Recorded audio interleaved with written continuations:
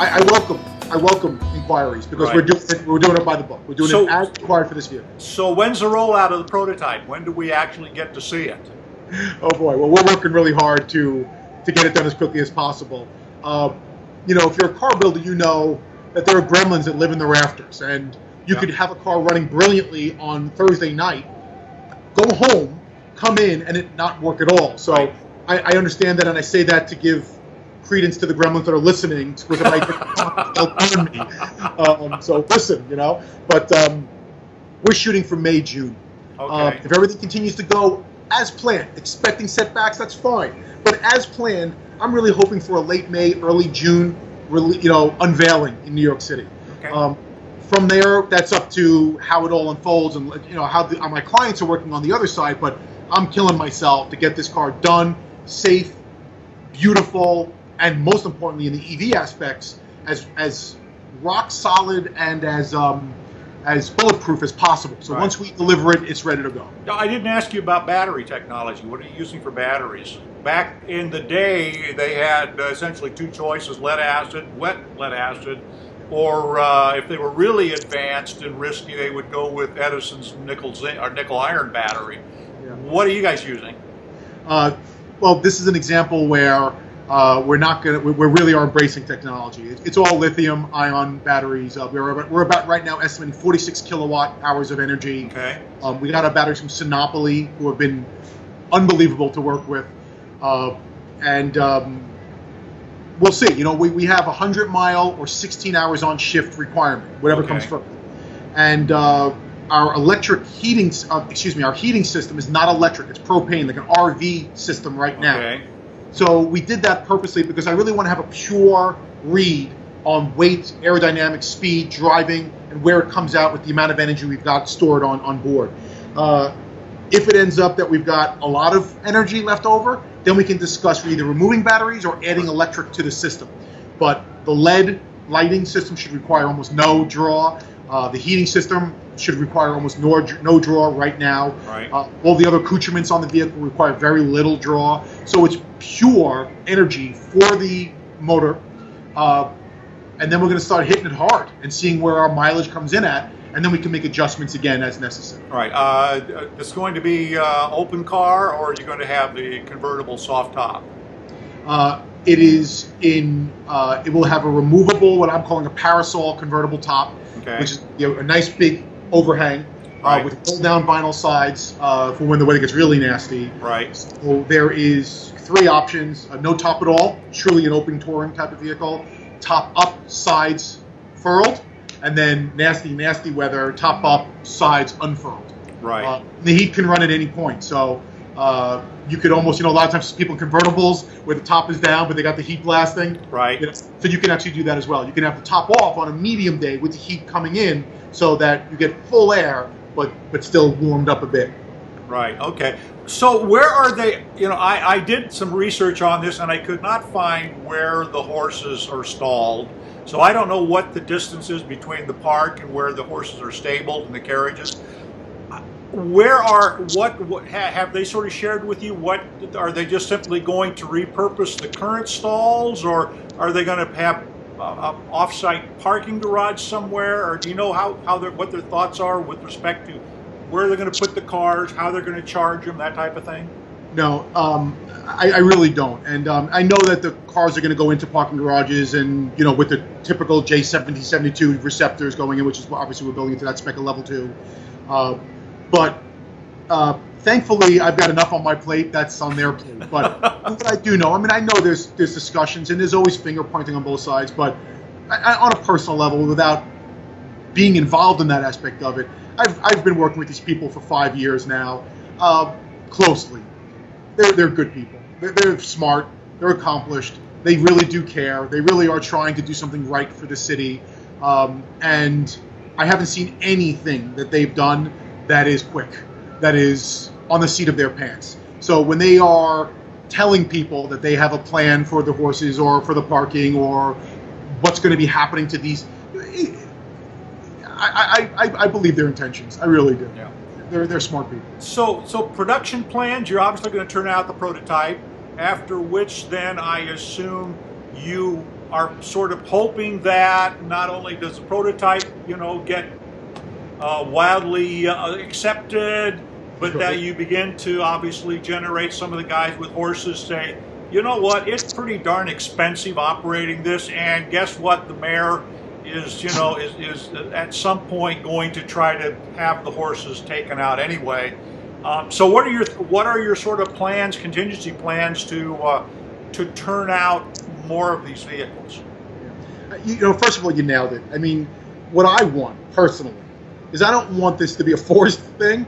I want this thing to be a compliant thing. I want them to wake up and say, you know what, that's not so bad. I can have a career, or I can do my thing in that thing that they built. That's what I really want. So that's the first thing. I really want to harp on that. That what my real hope is that they love it as much as I do, and that it becomes easy to make the transition.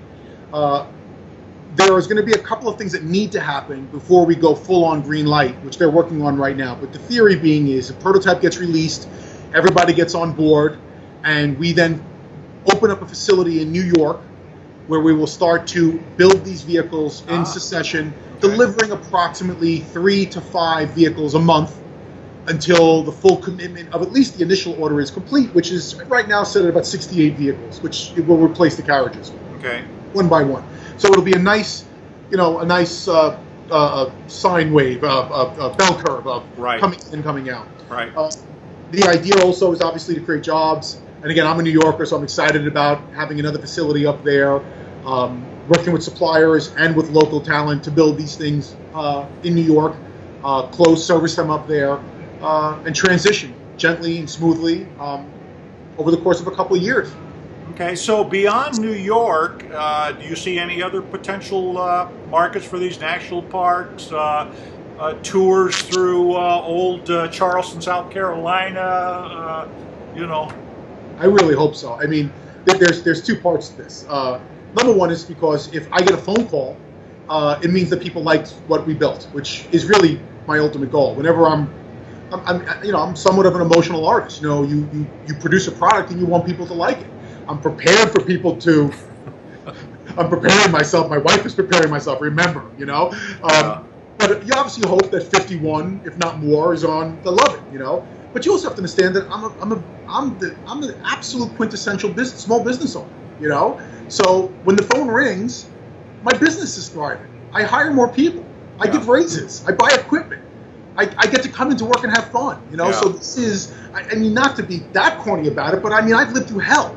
13 years of building cars, lived through 2008, the whole thing I've been through. So please call. This is where the rubber meets the road. I get a call, the orders go up, I get to hire people, we get to build more stuff, and the American dream continues. I mean, it really is. I live it every day. So it cannot be more factual than that. So yeah. Okay, so final question, price tag. What do you expect these things are going to run in? Obviously not the prototype, but when you get to model number 50 in that 68 vehicle order, what are you shooting for?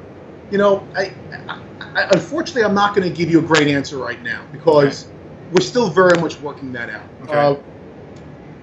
I could tell you that from a business ownership perspective, someone who wants to own one of these things to make a living, they'll be fine. I mean, not that this is kind of a political answer, which is not fair, but if you want to become a taxi driver in New York City, you need $1 million+ to buy a medallion. Right. Okay? We're going to be significantly below $1 million+ to own a car. Okay. Yeah. I saw your article. The numbers are going to be in that range, but we're working really hard to build something that's going. It's a slide rule.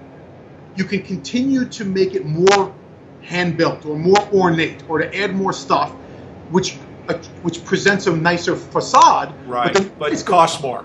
Costs more. Yeah. We can then be more stoic, more unemotional, and bring that slide rule back down and cost less. And in a way, I almost want to be able to give people that option. The core vehicle will be X. Right. And on every bell and whistle, we're going to be at the high end of the scale. And if you want it to be as unemotional and just give me my thing that goes from point A to point B, it'll be at the lower end of the scale. But we're still very much building. So those options and where we can cut corners without compromising quality and how efficient we can become when we scale the volume up a little bit. Those things are still very much part of my day-to-day. Okay, good. Now, is there any chance you can get me, for purposes of illustration here, because the examples of the model that I've seen are fairly small sized images, and I need something a little larger for purposes of illustration here. Any chance you can get me either some larger photographs of that, or maybe some your concept drawings, or something to help illustrate this, besides your handsome face?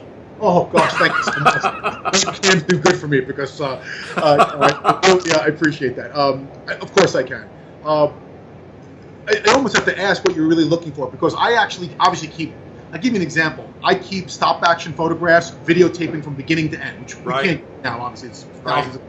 But I also take action shots, developmental pictures of the vehicle being worked on by my guys. Right. And then of course in 3D SolidWorks I've got everything 3D. I can spin it around every angle you want. And if you give me like an FTP or an email, I can send you a bunch of fun stuff. That's great. Yeah, we'll do that. Well, this is super. I look forward to getting to see this, and maybe, I know I'm going to be back in the New York area to give a speech sometime around mid-May, so God, it would be nice to be able to have it there by then, but it's whatever the schedule is. So. Well, Bill, I also know where you're located, and I unfortunately have to tell you it's 78 degrees and sunny out. So, maybe you want to take a... Thank you very much. I appreciate that. Anytime, let me know. Email, call me. I'd love to fill you in any other details you need to know. Great. Thank you so much. I really appreciate it. All right. We've had Jason Wenig with us from the Creative Workshop down in Fort Lauderdale, putting together a truly emotion pulling electric vehicle that's going to make its debut here later this summer. So, Jason, thank you. Thank you again. All right. Bye-bye.